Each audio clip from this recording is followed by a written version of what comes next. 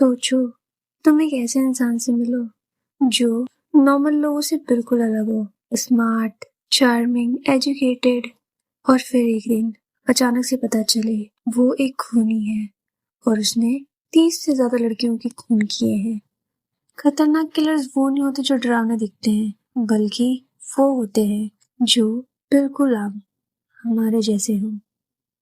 1946 Burlington, वर्मंट में एक बच्चे का जन्म हुआ, थियोडर रॉबर्ट बर्नली। लेकिन इस बच्चे की जिंदगी की शुरुआत ही झूठ से हुई थी।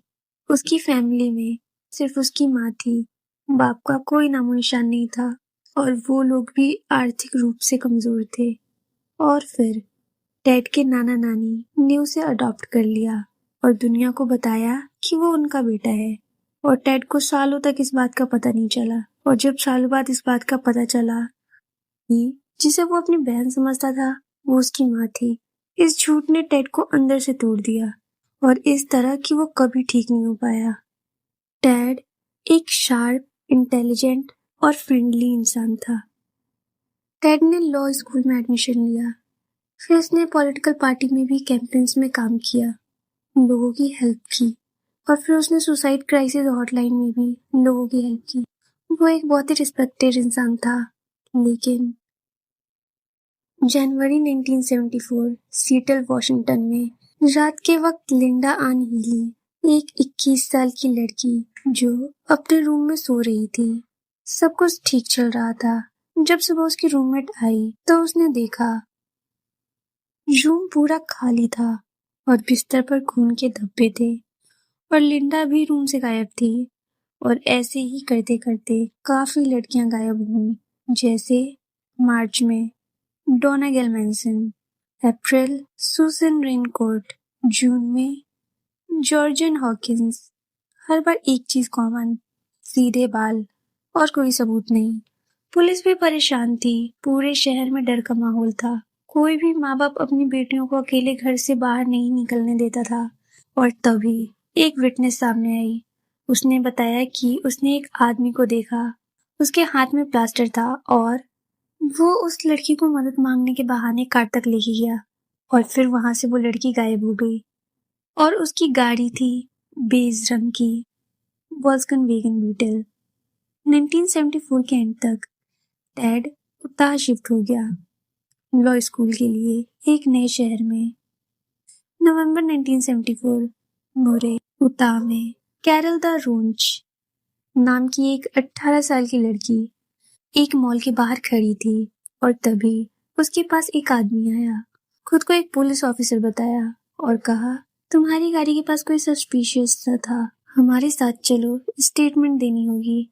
लेकिन वो पुलिस स्टेशन नहीं जा रही थी। जैसे ही कैरल कार में बैठी उसे कुछ अजीब लगा। उस आदमी का बिहेवियर बदल गया। उसके एक हाथ में हैंडकफ्स और दूसरे में क्रोबार। कैरल समझ गई थी कि ये पुलिस ऑफिसर नहीं है। उसने जैसे तैसे दरवाजा खोला और भागी और किसी तरह अपनी जान बचाई। अगस्त 1975 एक सस्पिशियस कार हाईवे पर रुका। उस गाड़ी का ड्राइवर था टेड बर्नली। कार के अंदर थे हैंडकफ्स, रोप, स्काई मास्क और क्रोबार। और पहली बार टेड बर्नली को अरेस्ट किया गया। 1975 में टेड को दारोंज किडनैपिंग में गिल्टी पाया गया और 15 साल की सजा हुई। लेकिन ये कहानी यहीं खत्म नहीं हुई। टेड ने अपना केस खुद लड़ने का फैसला किया। 1977 कोलोराडो के एक कोर्ट रूम में टेड अपना केस खुद लड़ रहा था और ट्रायल के दौरान लाइब्रेरी विजिट पे वो विंडो कूद के भाग गया और 6 दिन बाद फिर पकड़ा गया। दिसंबर 1977 टेड ने अपनी सेल की सीलिंग में धीरे धीरे हफ्ते भर में होल किया और एक रात वो उस होल से निकल के भाग गया। जब तक सुबह हुई और जेलर्स को पता चला तब तक वो भाग चुका था। और इस बार वो पहुंचा फ्लोरिडा। 15 जनवरी 1978 तालाहेज, रात के 3 बज रहे थे। ची ओमेगा सॉलिडिटी हाउस, एक कॉलेज हॉस्टल। टेड अंदर घुसा और 1 घंटे के अंदर उसने 4 लड़कियों पर हमला कर दिया और 2 की मौत भी हो गई। और उसी के कुछ हफ्तों बाद एक 12 साल की लड़की किम्बरली लीच, वो भी गायब हो गई। पुलिस ने पूरे फ्लोरिडा में खोज की, लेकिन कुछ पता नहीं चला।